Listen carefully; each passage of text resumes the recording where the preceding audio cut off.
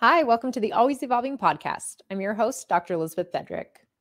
Though we might not all realize it, codependency is something that we all experience along a spectrum. And while breaking free from this type of dynamic can seem daunting, it's entirely achievable to transition to a much healthier relationship characterized by mutual respect and open and honest communication. Joining us today is Vanessa Bennett, a licensed marriage and family therapist. Vanessa is here to shed some light on the complexities of codependency and offer some valuable insights on navigating the journey from codependency to interdependency.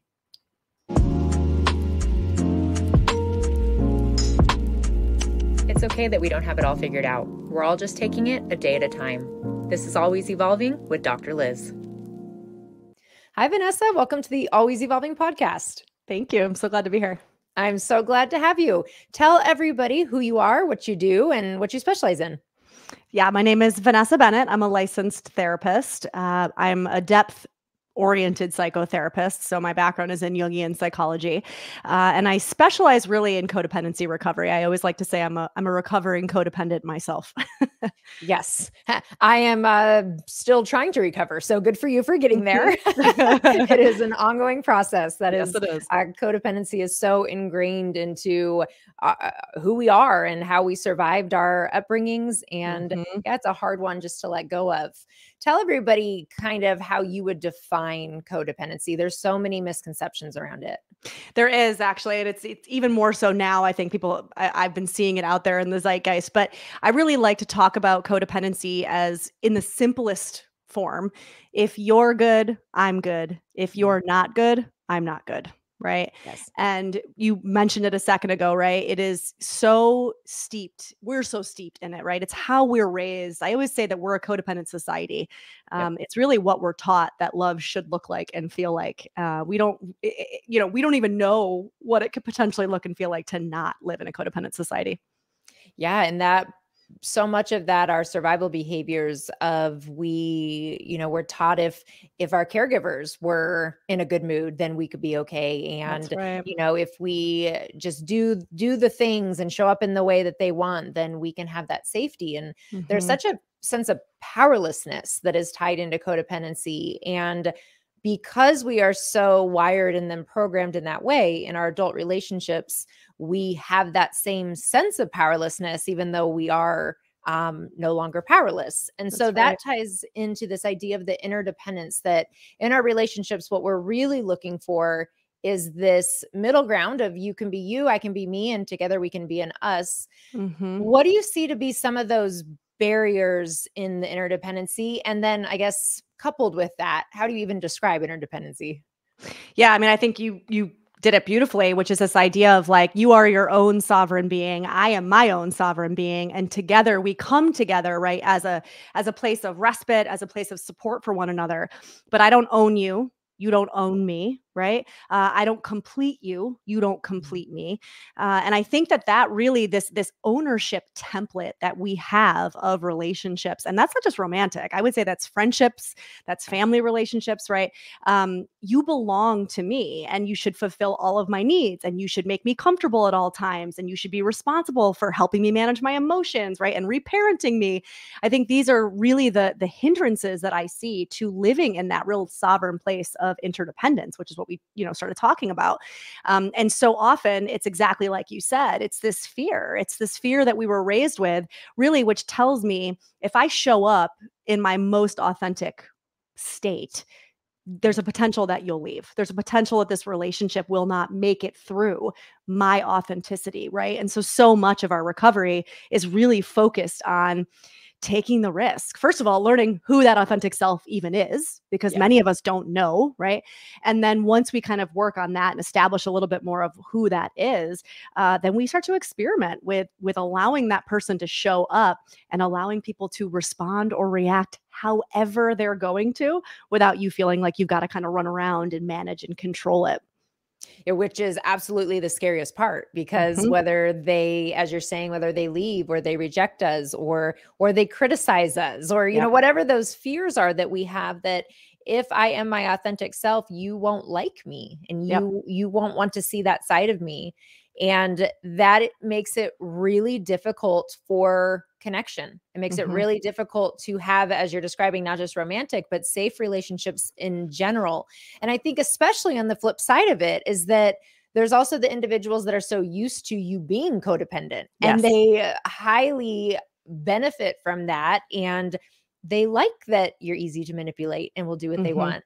How do you help somebody to navigate that when they kind of take a look around and take inventory of the relationships in their life and they're like, oh my gosh, like I'm surrounded by people who love that I'm a codependent? Yeah. I mean, first I would say that, we have to look at this idea of codependency as there's always two people in the dynamic, right? So a lot of people will come to me and they'll say, oh, I'm codependent and my partner, sent me to therapy or gave me this book and I'm like, yeah, well, so are they, because it takes two to tango, right? And so it might show up in different ways. The behaviors might be different, but the through line of this fear of abandonment, this fear of rejection, right, is always the same. Right. And so many of us are walking around in relationships that we think are relationships, but they're not. They're attachments. And there's a difference, right? And so we're so terrified of losing those attachments that we don't even experiment with what a real intimate connection and safe relationship actually might be. And so this idea of taking inventory, first and foremost, I am all about personal responsibility. 100% accountability, owning 100% of your piece in every dynamic. And you're right. When you said earlier, it kind of puts us in this, I don't think you said victim state, but something similar. We do kind of live in this state of perpetual victimhood when we are relating to others from a codependent way. And so some of the earliest work, I think, and some of the hardest work in codependency recovery is really owning that, is really being uncomfortable and looking at the ways that you actually manipulate situations and people, that you actually show up in a controlling way, right? In order to make sure that you're safe and protected and things go the way you think they should, and how you actually limit yourself from being seen and being vulnerable and being intimate, right? And so inventory for me, first and foremost, starts with inventory of self, right? In what ways am I actually showing up in those ways that I listed? Not so much in what ways are other people pointing outward showing up in those ways, right? But what you said is totally accurate. We've got to start getting comfortable with, I say it's like the relationship strainer. All the relationships go into the strainer, you shake them through, and some fall through and some don't, right? And that's just part of this work. Yeah. And doing that foundational work of being able to accept that, being able to know that no matter how much work you do, no matter how much therapy you do, it is still going to be painful when you lose those attachments. It's still going to be grieving a loss. And you'll be okay, and you'll make it through, and you will find relationships on the other side that are, as you're describing, actual relationships and not attachments. But a big part of that work early on in codependency recovery is even the emotional regulation. I can sit in the discomfort of upsetting you. I can sit in the discomfort, the potential of you leaving if I don't do what you want. What is some of the work you do with your clients around that, just even out the gate of let's learn to regulate this experience? Yeah, I mean, I think so much of it is exactly what you're saying. It's really getting in touch with the ways that your system gets activated or overwhelmed when that fear turns on, right? And so a lot of times what I'll do is I'll start with something, I'll say simple, but I'll use air quotes when I say simple. So I'll say, a lot of us in the beginning of this work have a hard time articulating or pinpointing what I'm even feeling, right? Am I feeling upset? Am I feeling anger? Am I feeling fear? A lot of us have a hard time even pinpointing that. And so I'll say, great, here's one thing that all of us know very well, and that's resentment. Every one of us, right? And so I'll have clients just start there. I don't want to overwhelm you. I don't want you to kind of bog yourself down with trying to fix all the things all at one time. And so what I want you to do for the next, let's say, month is I want you to zero in on the feeling of resentment, right? And it doesn't have to be huge. It could be the tiniest little whiff of it. But when you feel that feeling of resentment creep in, I always say that's your codependency being activated. There's something in that. You're not speaking up about something. You're sweeping something under the rug. You're not showing up authentically. You're not setting a boundary, right? And so if we can get very familiar, even just with that as like a starting place, we can start to pay attention and respond based on that information that we're gathering about ourselves, right? I always say it's like being an anthropologist of self. Your job is just to pay attention, collect data, notice patterns, right? And then start to titrate, which is a word I've been really working with and using a lot recently in my practice, which is it is a practice of titration. You've got to like put yourself right up to the edge of discomfort and feel that feeling of, I'm going to die if this person leaves or if this person disapproves of me, which let me be clear, you literally feel like you're going to die, right? Absolutely. That's normal.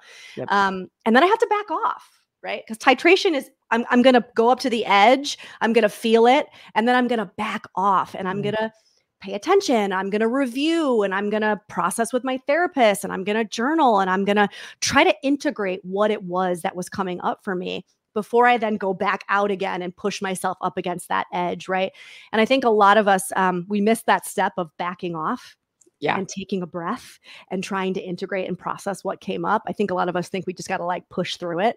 And that's not really what it's about, right? No, nor is it safe. No, and it often leads to burnout of the healing process because we overwhelm ourselves. And we put ourselves in positions where we feel like this is impossible to do. And the other thing that I have also found beneficial early on, assuming you have safe people in your life, a big step that I took was even putting words to it with those people, that this is not a you problem. This is a me problem that I'm trying to become aware of. So if I'm in a situation where I feel like I have to buckle and I have to give you your way, I'm going to just give words to it. I'm just going to say, this is what I'm experiencing. This is what I'm trying not to do. And I've noticed that with the people I'm close to in my life, when I do that, they are less likely to take it as my boundary is an attack on them, but they can see it as like, I am working to overcome this thing of mine. Totally. But it's hard and it's hard work and it takes practice and it takes a long time. Where can people find you? Yeah, for sure. Where can people find you, Vanessa, online? And where do you have a website or where can they get more of your resources? Yeah. I mean, I'm on Instagram at Vanessa S. Bennett. I'm on TikTok as the Coda Yoda. And then I have a book with my partner, a relationship book. It's Not Me, It's You. But my website's vanessabennett.com. So always new stuff coming out there. I have a podcast as well, Cheaper Than Therapy. So you can connect with me in a myriad of ways. And as you're saying that, I have your book on my Audible and I did not realize. So here we are. Me. That's so funny. Yeah. I love it. Well, thank you again, Vanessa, for being here. This has been great. And I appreciate all your help. Thank you so much, Liz. I appreciate it. Thank you again, Vanessa, for joining me today. And thank you all for joining us on the Always Evolving podcast. Please make sure to rate and review. And you can also subscribe to our newsletter by visiting our website, www.evolvecounselingaz.com. You can also find me on Instagram at Dr. Elizabeth Fedrick. This is Always Evolving with Dr. Liz.